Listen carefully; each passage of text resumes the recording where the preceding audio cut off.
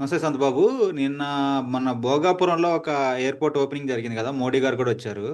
So, అయితే అవును. అందులో కొంతమంది ఇన్‌ఫ్లుయెన్సర్‌లు గాని, కొంతమందికి అందులో పార్టిసిపేట్ చేశారు. అక్కడికెళ్లారు. అంటే భోగాపురం ఎయిర్‌పోర్ట్ ఎలా ఉంది ఏందని కూడా ఎక్స్‌ప్లెయిన్ చేశారు. అవును. అయితే అందులో రీసెంట్‌గా సోషల్ మీడియాలో వైరల్ అవుతున్న ఒక అతనిదైతే ఇన్‌ఫ్లుయెన్సర్‌లని అసలు ఎవరిని లేదు. నేను పెద్ద ఇన్‌ఫ్లుయెన్సర్స్‌ని అది అని చెప్పేసి కొంచెం మాట్లాడుతున్నాడు. ఒకసారి ఆ వీడియో చూస్తే నీకు కూడా అర్థమయ్యేది. ఒకసారి వీడియో ప్లే చేస్తా చూడు. చూపించాను. ఇదిగోండి భోగాపురం ఎయిర్పోర్ట్. ఈ రోజు నాకు ఎంత బాధేస్తుందంటే కళ్ళంట నీళ్ళు వస్తున్నాయి. ఏపీ గవర్నమెంట్ కి జిఎంఆర్ సంస్థకి నేను ఒకటే అడుగుతున్నాను, కష్టపడే వాళ్ళకి మీరు గుర్తించరా? ఒక్కసారి చూడండి ఎన్ని ఫ్లైట్లు. ఆ చూడండి ఎన్ని ఎక్కానో చూడండి.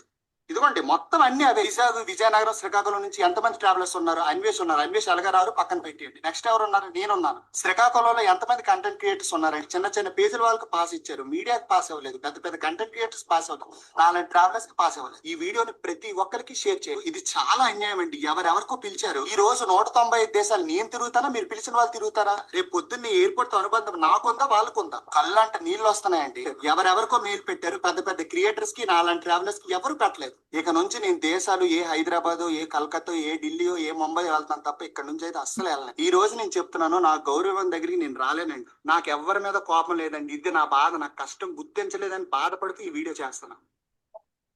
నాకు విన్నావుగా? ఈ వీడియో చూసిన తర్వాత ఏమనిపించిందంటే అన్న, ఆ! వెనకలో సామెత ఉంది.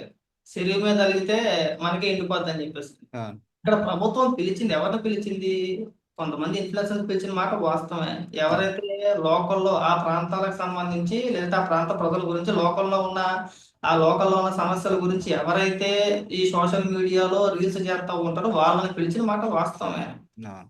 అందరిని పిలిచారు, చాలా మందిని పిలిచారు. అయితే మనోడు, నేను వెరిఫై చేశాను ఒకసారి, నేను కూడా ఈ వీడియో చూసా. ఓకే. పెద్ద మనోడు మహా ఇన్‌ఫ్లుయెన్సర్‌లేనా? ఇతను పెద్ద అతనేనా? పెద్ద ఇన్‌ఫ్లుయెన్సరేనా అసలకి? మహా అయితే 9,000 మంది సబ్స్క్రైబర్లు ఉన్నారు. ఓకే. యూట్యూబ్ ఛానల్ ఒక 4, 5 వీడియోలు ఉన్నాయి. హ్మ్. ఒక షార్ట్ వీడియోలో, ఒక 200 వీడియోలను అప్లోడ్ చేసాడు. పెద్ద హ్మ్. ఇన్ఫ్లుయెన్సర్ కూడా కాదు.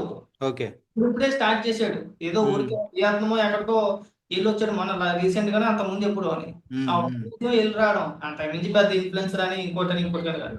ఓకే. పోనీ పిలవలేదే అనుకుందాం.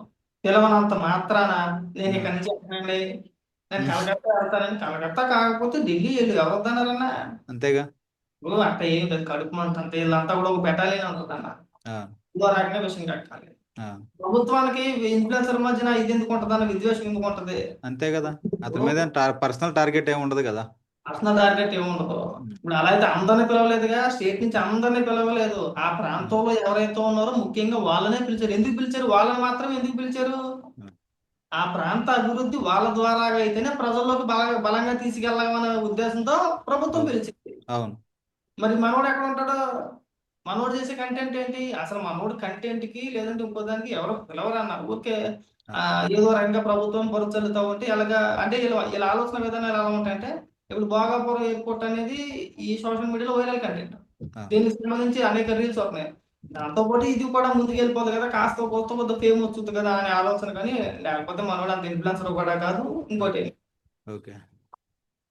అంటే ఏదన్నా గవర్నమెంట్ మీద టార్గెట్‌గా మాట్లాడాలనుకుంటున్నా అనిపిస్తుంది ఈ వీడియో చూస్తుంటే. టార్గెట్ గానే చేస్తున్నారు. అంటే హ్మ్. మనోడు ఒక్కడనే కాదు. హ్మ్. ఇంకొంతమంది కూడా బెటాలియన్ ఉంటారు. మనోడికి తోడుగా కొంతమంది ఉంటారు కదా!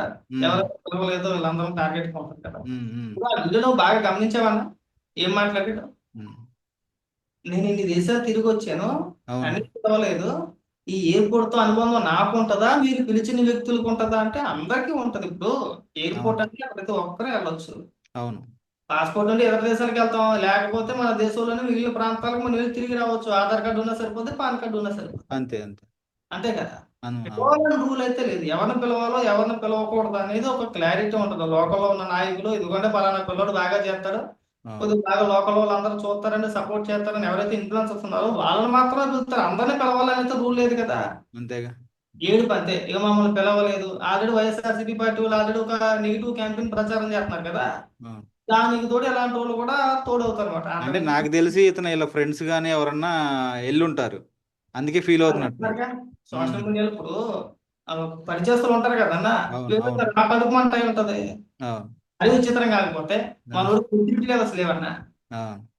ఇప్పుడు మనం సోషల్ మీడియాలో ఒక ఛానెల్ పెట్టేసి మాట్లాడుతున్నామంటే కాదుగా, మనం మాట్లాడడానికి ఒక అర్థం ఉండాలి కదా! ఏమన్నా అర్థం ఉందా అసల? అసలు పిలవాలనే రూలే లేదు.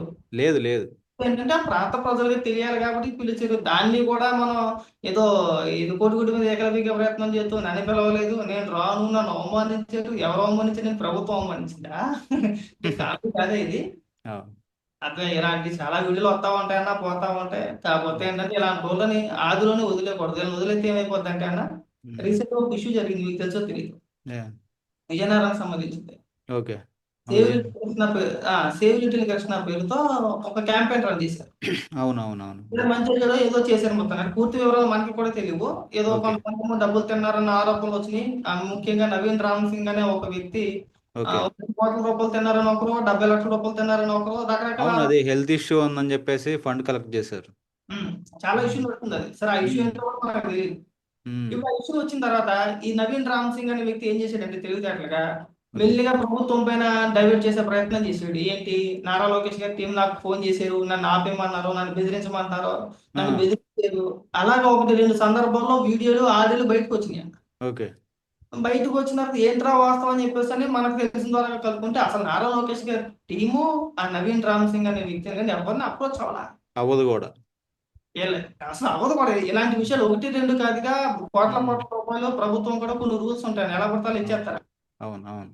ఎవరు నువ్వు కనుక్కుంటే అసలు ఇన్వాల్వ్ అవ్వలేదు. ఏంట్రా అని ఆరా తీస్తే వాడు ఆ స్కామ్ నుంచి బయట పడటానికి ప్రభుత్వం పైన బురద జల్లే ప్రయత్నం చేసి ఓకే.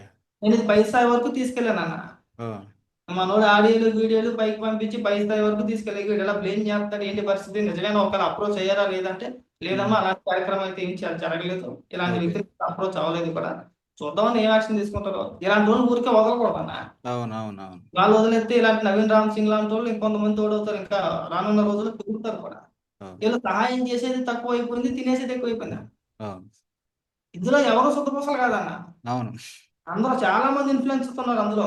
ఆ, ఏంటి, ఇదంతా స్క్రిప్టెడ్ ప్రకారంగా ఎవరైనా డబ్బులు ఇస్తే ఆ డబ్బులు ఇచ్చిన తర్వాత మళ్ళీ వెనకతలు వీళ్ళు వెళ్ళడం, ఇదంతా స్క్రిప్ట్ లో భాగం అని చెప్పేసి మళ్ళీ తల్లిదండ్రుల దగ్గర ఆ డబ్బులు మళ్ళీ వీళ్ళు తీసుకోవడం, వీళ్ళు ఉమ్. తీసుకొని మళ్ళీ అకౌంట్ లో డిపాజిట్ చేయడం, అదంతా ఒక పెద్ద హిస్టరీ, అదొక పెద్ద స్టోరీ అదంతా. ఓకే. మనం దాని గురించి చర్చించాలంటే మనకు టైం సరిపోదు, ఇంకా చాలా లెంత్ అయిపోతుంది. అదే.